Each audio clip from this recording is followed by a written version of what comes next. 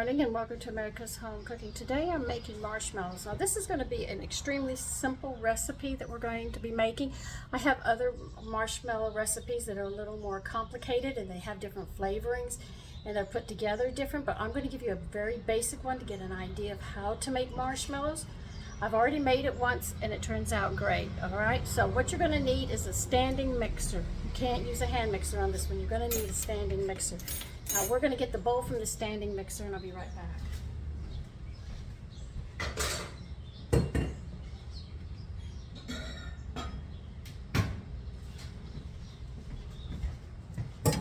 I'm not going to leave it here. I just put it there because I'm talking to you. So if you want to see right here, I just set it on top of my pot for right now.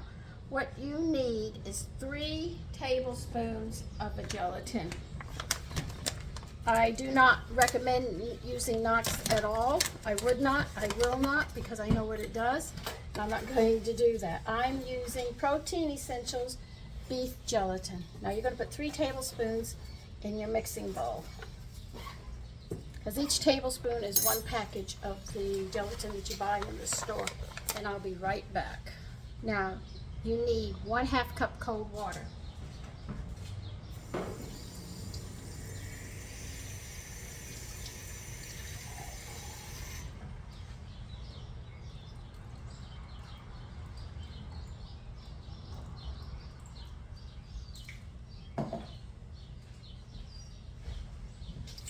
You put it with your gelatin and mix the gelatin up because you want it dissolved. I'm going to use this because it's easier to do. Make sure it's thoroughly mixed. You're going to need this thoroughly mixed.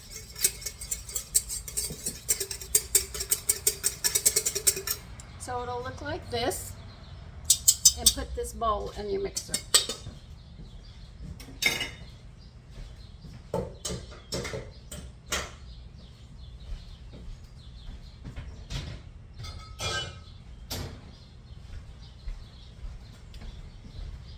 Now I have a KitchenAid mixer.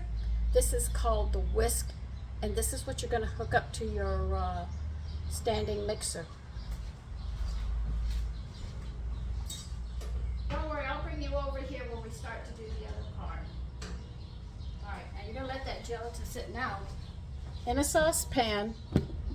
Let me get you down lower. Oh. Alright. You're going to need a candy thermometer as well, but let's get stuff in here first. You need 1.5 cups of sugar.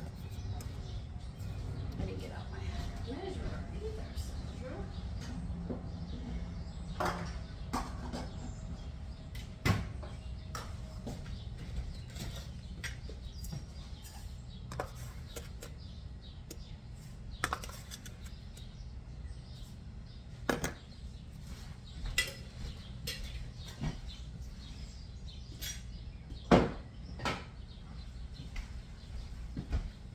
And next you're going to need 1/4 teaspoon of kosher salt, and they are Pacific, 1/4 teaspoon of kosher salt.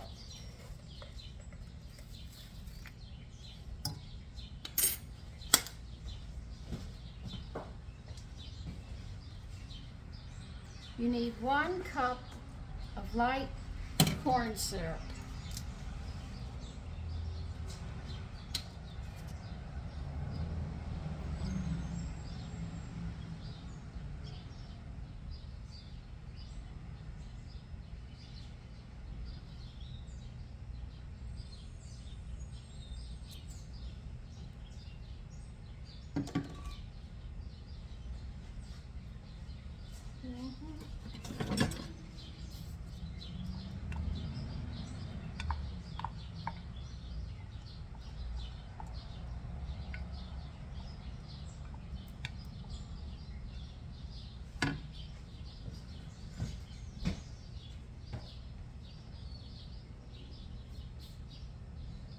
I'm reading it to make sure I do this right.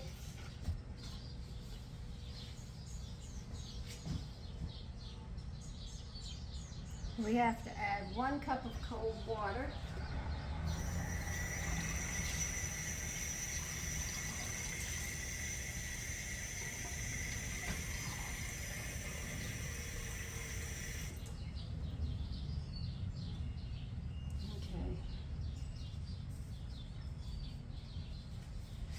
here is 1 cup of water.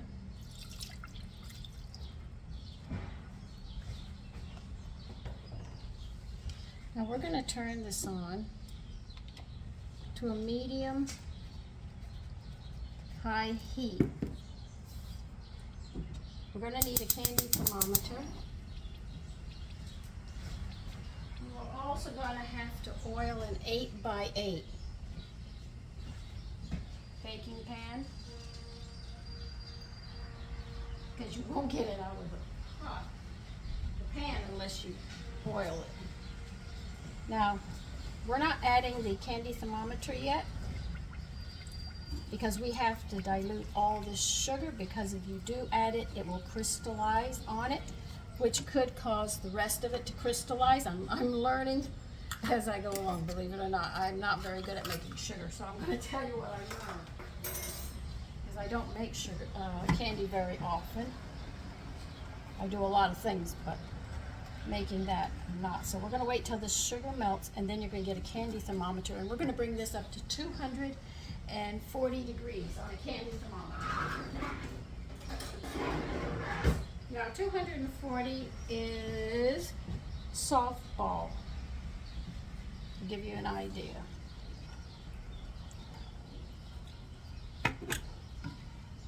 So once this sugar melts, then we're moving forward. I'm trying to get you where you can see this better. But I have a cabinet, you're right underneath the cabinet, so I can't get any better than that.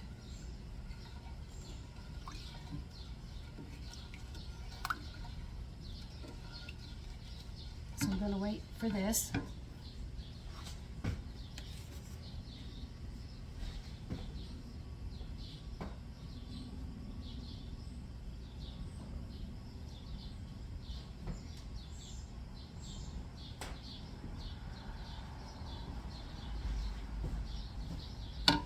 So on a medium-high temperature.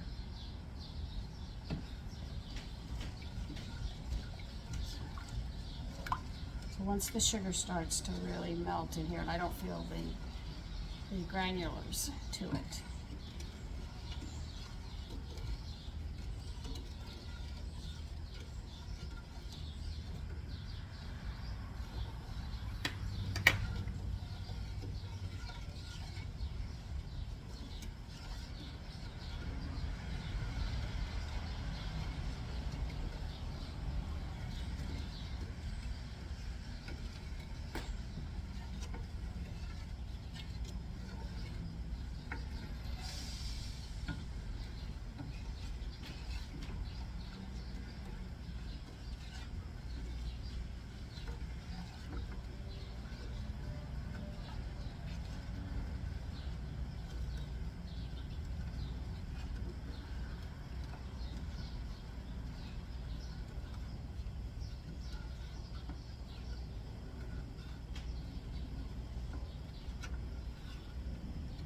I can still hear the sugar just a little bit. It's almost gone. And once I get the sugar totally dissolved, we put the candy thermometer in, and we are going to work this up to 240 degrees.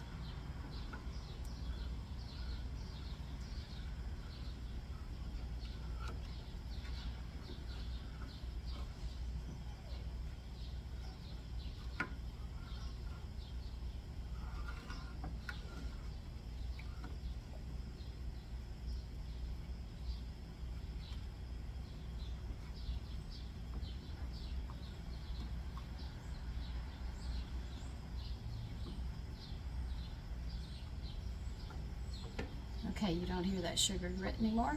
Now we're going to put the candy thermometer in.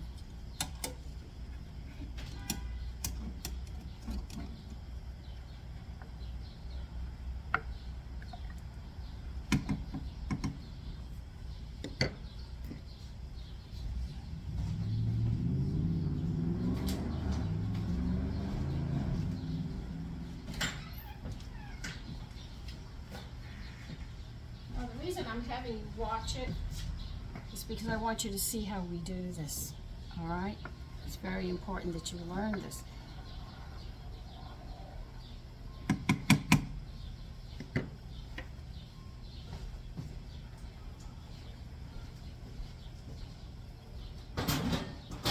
They say it takes about about 10 minutes to get there, somewhere around 10 minutes.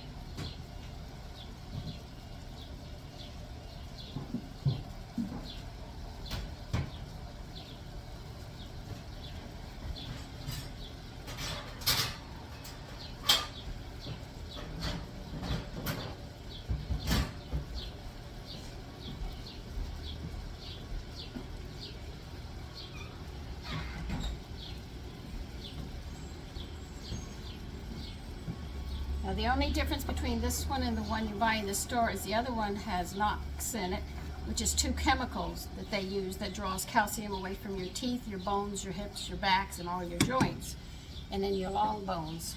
Whereas this one doesn't. I have the gelatin made from the bones of 100% beef. All right, we're already at 2:15 and we have to get to 2:40. All right, so that's what we're waiting for.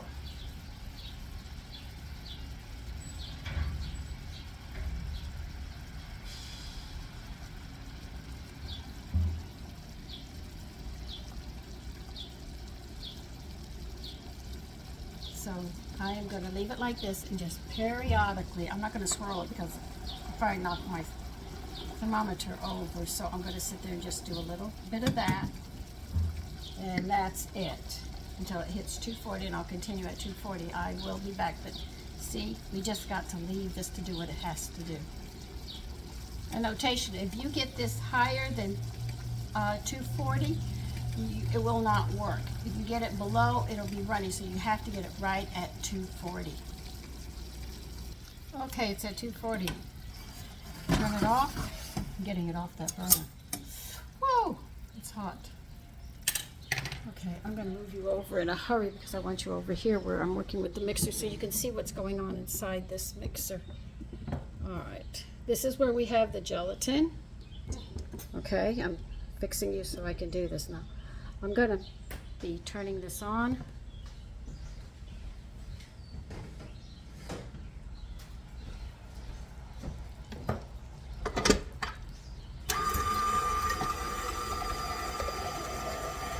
You're going to pour this in very, very slowly.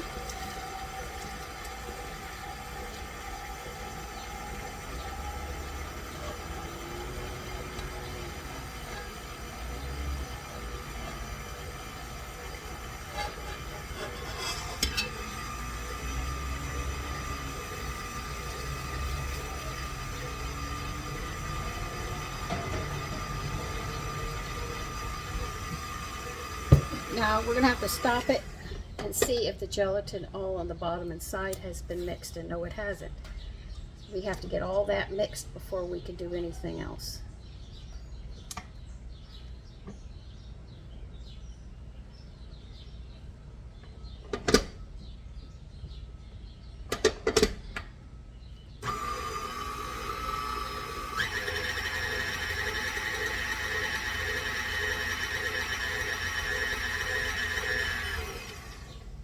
Check it again, see if it's clear. Okay, it's clear.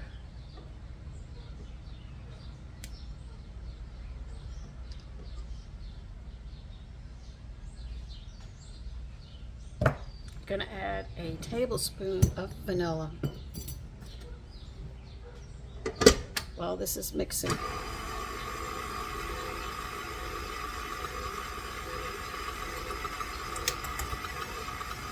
Now what you're going to do is turn this on high. So watch what happens to that.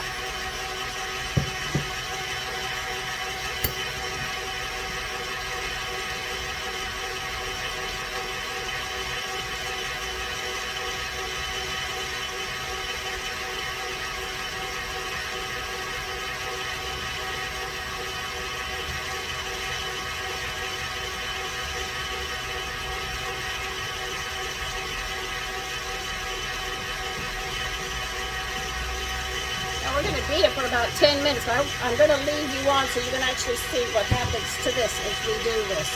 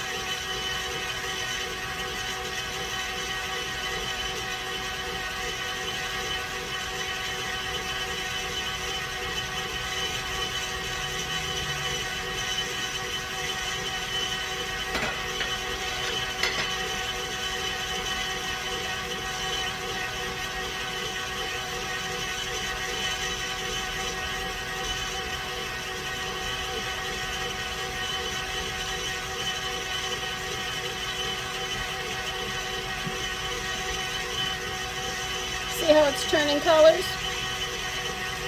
Now this has been running for 10 minutes.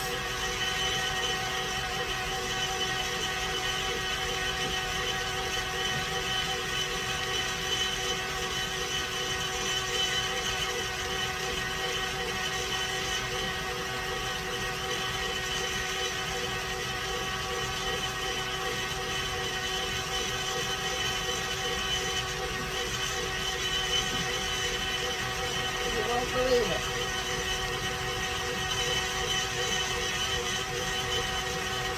Well, it's going to continue beating like this, so I'll go ahead and pause you, and then I'll show you what it looks like. And that's all I'm going to do is just leave it like this for 10 minutes, and then wait till you see how it looks.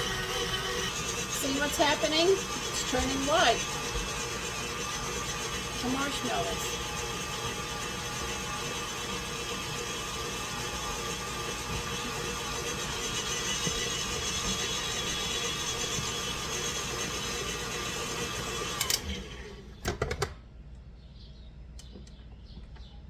Just a little more and that's it.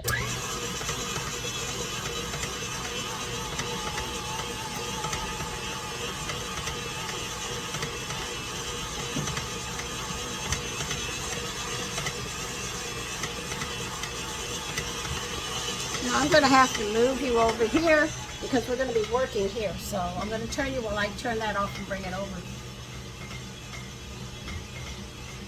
Here's my 8x8. With the oil in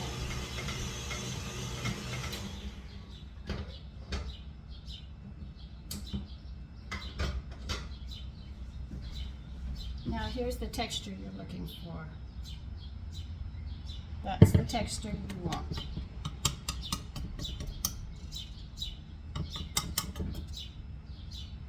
Come on.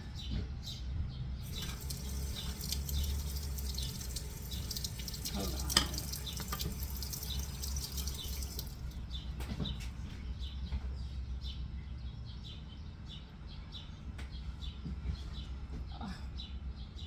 I'll be right with you. I'm just trying to get it off the whisk.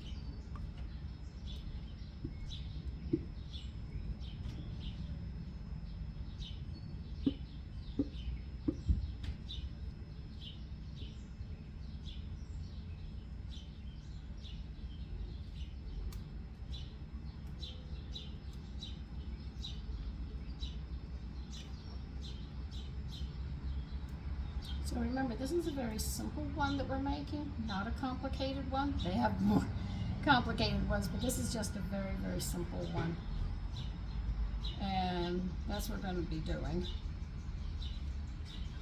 So as you can see, it's messy making candy, but this was the first one I did to learn how to do.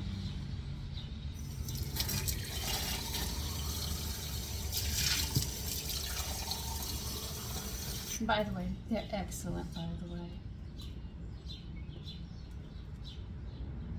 As you can see, there's a lot here, and they just want it in an 8x8, so these are going to be big.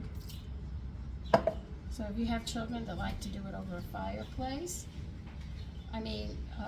fireplace, open fire, they'll enjoy it. Now this is going to have to sit till it sets, and I can't tell you how long that's going to be. So I'm going to make a part 2 of this, and then I'll show you how we care for it so they don't stick together and everything else, okay? So I will see you later. Or either tomorrow morning, depends upon the weather is a bit warm. So I don't know how long that's going to take. It's not as cool today as it was when I made my first batch, which was cool and it cooled in a hurry, so we're just going to have to wait.